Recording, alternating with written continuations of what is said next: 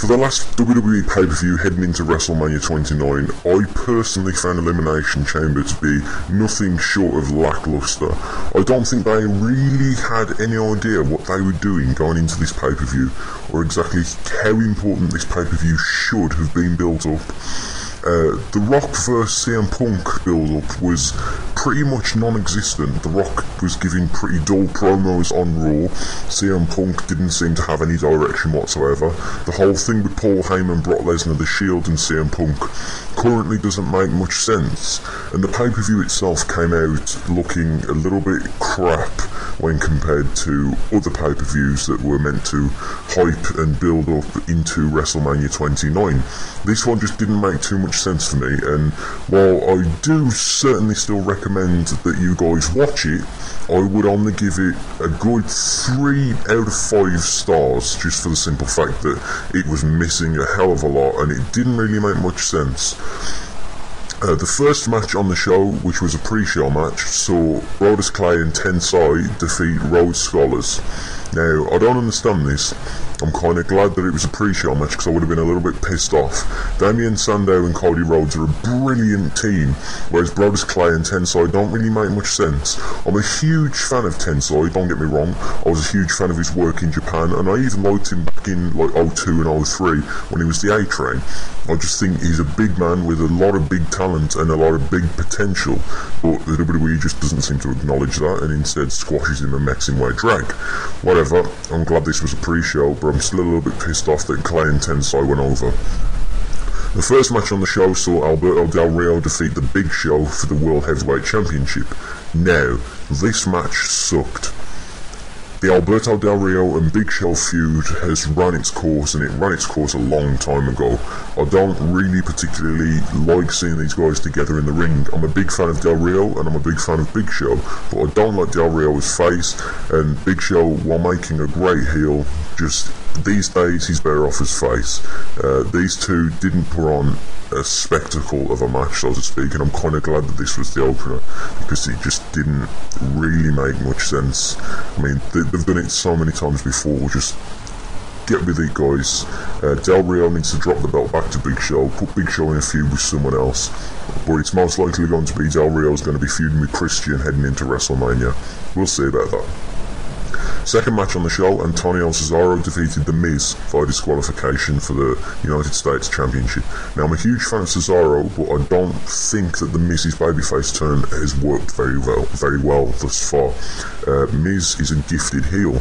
Now, they built up Ric Flair, brought back Ric Flair to make The Miz the second in command to Ric Flair, basically. They wanted to build him up as the next Ric Flair. Now, this isn't really a good move, because while The Miz is decent, he's nowhere near as good as Flair is or was. So, what they should have done with Ric Flair is given Flair to Dolph Ziggler as a manager. What's more annoying is that Flair's not even stuck around to manage The Miz. So this whole match didn't really have much build other than an attack from Cesaro to The Miz leading up, but other than that, pretty dull. But the match itself was decent, other than the crappy ending, of course. Now, the third match, Jack Swagger defeated Chris Jericho, Daniel Bryan, Kane, Mark Henry and Randy Orton in the Elimination Chamber to determine the #1 contender for the World Heavyweight Championship at WrestleMania 29. Now, this means Jack Swagger is going to wrestle Alberto Del Rio at WrestleMania 29. Now, here's my problem with this. While I think it was a brilliant move to bring back Dirty Dutch, I've always been a huge fan of Dirty Dutch. Flawless moveset, great character, awesome charisma, always grossly underrated wherever he wrestled. But Dirty Dutch is in his 60s. Now, while I think it's a good move to give Jack Swagger a manager, they should have given Jack Swagger a manager that didn't retire in the 90s. And I wouldn't mind, but Dirty Dutch retired when he was a finger jobber in WCW. Now, that doesn't make much sense to me. Why bring him back now when Jack Swagger needs a manager that is still relevant? As much as I love Dirty Dutch, I don't think that move was justified, nor does it make much sense, and I can't see it lasting very long. But Jack Swagger is talented in the ring, but I don't think he should be challenging for the belt at WrestleMania. His World Heavyweight Championship run a few years back was absolutely horrendous, and I do not want to see him with that gold again. Now, there were a lot of people in this match. In fact, everyone in this match would have been a better choice than Jack Swagger. Jericho, for example, he could have had a flawless match with Del Rio at WrestleMania. Both amazing ring talents. The same with Daniel Bryan. Bryan and Del Rio could have had a flawless match. I would have even liked to have seen Mark Henry. Never been such a huge fan of Mark Henry, but it would have been better than Swagger. Randy Orton is a brilliant talent, but again, I find him a little bit boring lately. And Kane, I've always loved Kane. I think everyone's always loved Kane. It's hard not to love Kane. Put Kane in the match. Hopefully Jack Swagger loses his chance at this match, at the championship, in time for WrestleMania 29, but guys, we've only got 4 weeks away. It's not going to happen. We're going to see Swagger vs Del Rio, and that's probably going to be a piss break match. The fourth match was a huge shocker for me because I didn't expect it. The Shield, which consists of Roman Reigns, Dean Ambrose and Seth Rollins, defeated Ryback, John Cena and Sheamus. Now, it was Ryback that got pinned, and Ryback and Sheamus were a little bit pissed off about that, whereas John Cena was just disappointed. This is probably going to lead to Ryback vs Sheamus at WrestleMania 29, whereas John Cena is obviously going to be wrestling the winner of the Rock vs CM Punk match, which I will get to shortly. So, Ryback, Cena and Sheamus lost the match, guys, and this match was actually quite entertaining. It's about time that the Shield got some decent ring time, and it's about time they got a victory.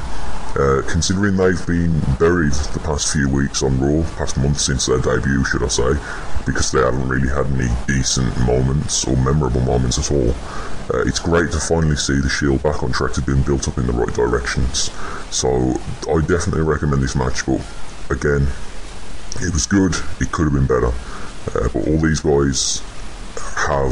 This match meant something, basically. It's clear that the Shield are going to be wrestling someone at WrestleMania. It's clear that Ryback and Sheamus are probably going to wrestle. Let's just leave it at that. Match number 5 was Dolph Ziggler with AJ Lee and Biggie Langston versus Kofi Kingston. Now this was just brutal, guys. I'm not going to spoil this, but if you're a fan of squash matches and hilariously brutal moments, then go ahead and watch this match. You'll be very, very happy. It takes me way back to the days of Kevin Nash killing Consequences Creed and Kevin Nash killing Santino Marella, if you want to get more recent. The only thing is, Biggie Langston, I can't really take him seriously. The guy's like just a giant dwarf, and yeah, I can't really see him sticking around that long, and I don't really think they should be building him up the way they are. Number 6, Divas match. Caitlyn defeated Tamina Snuka. Yeah. Number 7, match number 7, which was the main event. The Rock defeated CM Punk with Paul Heyman. Now this match was the show stealer, as to be expected. The Rock put on a phenomenal main event, as did CM Punk, and as always with Paul Heyman at ringside, shit's bound to go down. Shit went down, The Rock sorted out shit. Guys, this was a brilliant match. In my opinion, this was way better than the Royal Rumble match, and there wasn't a decisively sloppy finish like the Royal Rumble match either. I honestly expected CM Punk to win this match and take the belt back, but nope. The Rock defeated Punk, and it was kind of due to Heyman as well. So this is definitely one that I would thoroughly recommend. Even if you don't watch the rest of the show, this is the match to watch, because this was indeed the show stealer match, and I couldn't recommend this match enough. If you guys are like me and you thought that the rest of this pay-per-view was sloppy, poorly done and generally boring leading into WrestleMania 29, then luckily this main event will put you back on track, put your excitements back on track, and it will get you hyped up enough for WrestleMania 29. Now the outcome of this match obviously leads to The Rock vs John Cena 2 at WrestleMania 29 for the WWE Championship, and I'm looking forward to this, guys. As I've said before, rematches are usually a lot better than the original matches. The guys know each other better, they put a lot more effort into it, and this time The Rock will likely drop the belt to John Cena in a torch passing sort of match, and I'm really looking forward to that moment. I think it's going to be very special and probably one of the top moments in the WWE in recent years. Whereas CM Punk, he's either going to wrestle Brock Lesnar or he's either going to wrestle The Undertaker. I'm excited to see what happens on Raw tonight. I'm predicting that Punk's match will become evident tonight, so if you guys are staying up to watch Raw, then by all means expect The Undertaker or expect a confrontation between Punk and Brock Lesnar. The Rock and John Cena is already set, guys. I don't know about the rest of the card, but honestly, if this is anything to go by, I'm not too much looking forward to it. Enjoy, guys.